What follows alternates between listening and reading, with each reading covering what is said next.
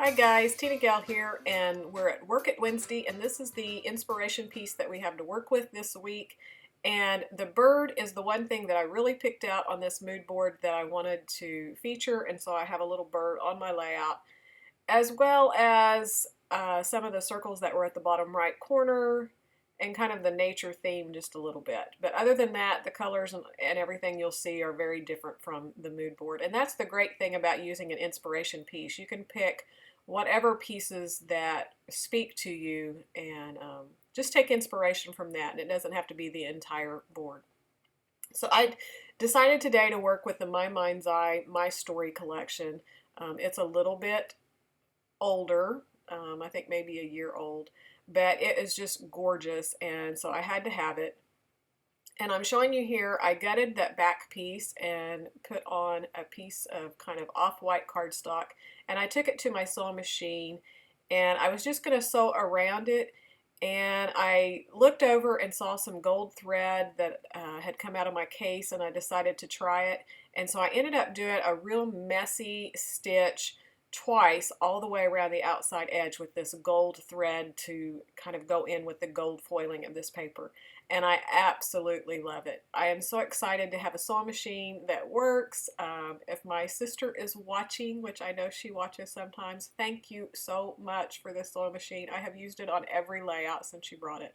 So I am just tickled pink with it. It does some zigzag stitches and different things, and it just, the most important thing is it works, which mine didn't. So I'm really having a lot of fun with it. And this one I kind of went all messy, and with that gold thread, it was just gorgeous.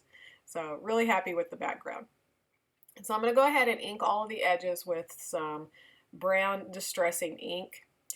And for this layout, I just have one photo, and this layout, I kind of started with the title, and it has a really funny story behind it, and if I have time I might try to tell you when it gets kind of repetitive. But first off, how I did the layout. So I started with my title, and then I went looking for this photo. So I have this one photo of my daughter and myself when we were leaving her to start her internship. And I decided to just do some messy stacks of paper behind it. So I just picked some coordinating colors. I have some that's a light pink background, some that's off-white, and then this really dark pink with the gold foil. And in the beginning, I was just going to do kind of the squares behind the photo, but I decided I wanted something a little bit brighter and something to ground it more, because I'm going to do a pretty big embellishment off to the right-hand side. So I decided that pink paper would be perfect. And I also, once I cut it, I decided it needed to be just a little bit wider than that to fit that embellishment. So I had to cut it in half and kind of pull it. So here's that embellishment that I'm working with. And it's just a stack of books with that bird that I wanted to use. And it has my story written on it. And that's going to go into the journaling as well. So I needed that dark pink strip to go out just a little bit further. And I also added that kind of light pink chevron up and down because I needed to pull the embellishments up a little bit higher as well. And so I thought that would kind of help. So I add that in. And now I'm trying to decide whether I want to keep the design all towards the center, or if I want to bring it in a vertical design all the way down the center, because I have a pretty long title here. And so I decided to just play a little bit more, but I'm going to end up deciding to make the design go all the way top to bottom in the end. So this is a Disney layout. This is about her internship at Disney World, and so I always include some type of Mickey head. So I went and got my punch, and I ended up just taking my scraps and punching some of all of them, because I didn't quite know where I wanted to put it, and I didn't know what was going to show up. And I struggled just a little bit, and you'll see me use just about all of them up there at the top right. And it's because it was so close in color to what I already had going that it was kind of getting lost. So I play around with that a little bit, but I end up deciding on the one that's up there. And I don't mind having the extra ones cut, because I know I'll always use them, and I just have a little container of Mickey heads, so when I'm doing a layout I can look through it to see if I have one that will work. And then next I decided, since I'm going to pull all this embellishment around here, that I wanted a little bit of inking behind it. So I'm just doing the little smush technique. And I wanted a pink that was in that light pink. So I ended up getting my Tim Holtz Distress Inks, and this is the Tattered Rose, and just squishing it on that plastic and spraying a little bit of water and smushing it in. And I save you the time of watching all of this because I end up going back and forth several times, getting it big enough on the layout that it's going to show out from underneath all of my other layers. And it dries a little bit darker than what it goes on, and so that's why this looks a little bit darker on that left-hand side.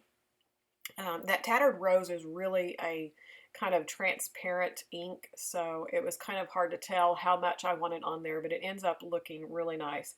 And then I decided I wanted some gold little splatters, and so I took the Heidi Swapp Color Shine in the gold and just sprinkled some dots in around those pink areas. And now I've decided, since I'm going to go all the way top to bottom, I want just a little bit more behind this background, and I wanted to pull in a little bit of that yellow. So I just took the yellow piece of paper, and I should say I'm working with the 6x6 paper pad, and so everything other than the background is from a 6x6 paper pad.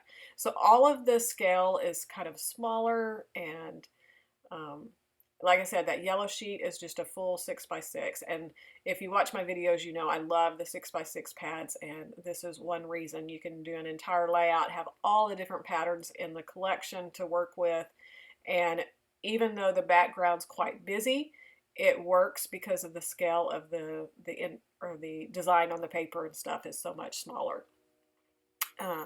And I have to apologize, I'm having trouble. It's really early in the morning. Since my son is back, it's been really hard to get into the scheduling. I don't have the every single day open to do whatever I want to do, so I have to kind of plan around. So I'm up early before work to try to get this done. Okay, so where are we? Okay, so I went to the chipboard embellishment sheets and just started pulling out, and I knew I wanted to use that flower. I wanted a little bit more gold because I have the gold in the books, so I wanted to repeat that around the page, and so I found that gold heart for the top, and then there you see me fussing with the Mickey head, but that's the one that I'm going to end up using. And then I found the gold butterfly, and so I'm going to use it off to the other side to embellish it. And then since I've decided to go all the way from top to bottom with the design, I pulled out this gold foiled arrow that's going to go up underneath my title. And my title is just from some chipboard thickers that I had in my stash. They're really, really old. And then the small alphabet is from the Fancy Pants True Friends alphabet sheet. And so the title is going to end up being Who Abandoned Who. So this photo, like I said, is of my daughter when we took her, and this was when we were leaving well, actually we were leaving her. She was going back to her apartment, and then we were going to fly out early the next morning, so we were saying our goodbyes, and we had snapped this photo. And then we went back in a month to visit her, and she sat and told us that we had just taken her down there and abandoned her. We just dropped her off and left her. And it was so funny because, you know, we didn't. We love her. But it's just a part of growing up, a part of the struggle of her being kind of an introvert. And she's very shy, and just the transformation that she's made while she's down there. But we just thought it was hysterical that that's the way she was viewing it. And so I just had to do a layout about that because, just like the journaling says, I'm really not sure who abandoned who, because now I'm not sure we're going to get her back. But yeah, she was halfway joking too. But you know, it's just funny how kids, when they start growing up, and kind of how they view things. But like I said, it was said it jokingly, but you knew that she kind of felt that way, that she had just been abandoned by her family.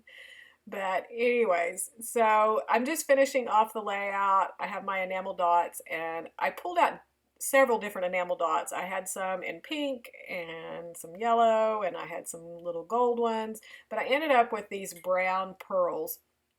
And I thought they were really pretty, and it just brought out the brown that's in the patterned paper as well as that part in my title. And so I'm just going to scatter those around, and I end up having kind of a hard time because the big ones are pretty big, and I was wanting 3 in each little cluster area, and this one over here by the butterfly was really hard for me to figure out. And in the end, I ended up making another little hidden Mickey with my enamel dots, which is something else that I enjoy doing. And I really like that because it just looks like part of the butterfly, but yet there's that hidden Mickey.